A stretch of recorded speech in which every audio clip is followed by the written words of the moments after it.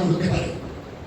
আজকে যে ষড়যন্ত্র হচ্ছে, আপনি খেয়াল করবেন, বলা হচ্ছে সংস্কার ছাড়া কোনো নির্বাচন হবে না।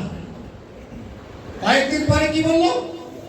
যে বিচার না হওয়া পর্যন্ত নির্বাচন হবে না। তারপরে কি বললো? যে স্থানীয় সরকার নির্বাচন আগে দিতে হবে, না হলে কোনো নির্বাচন হবে না। তারপরে কি বললো? যে পিআর পদ্ধতি যদি না হয় তাহলে নির্বাচন হবে না।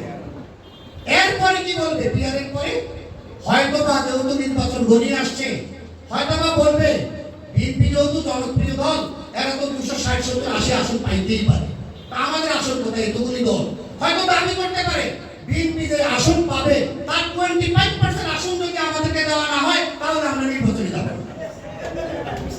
এই পরিস্থিতির দিকে যাচ্ছে।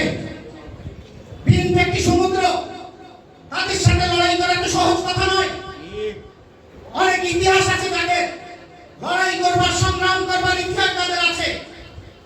আজকে তাদেরকে নিয়ে বাজে বাজে কথা বলে আজকে সমন্বয় বাহিনী তারা যাতে রক্ষী বাহিনী হয়ে না যায় সেই দিকে আমাদের সকলকে খেয়াল রাখতে হবে।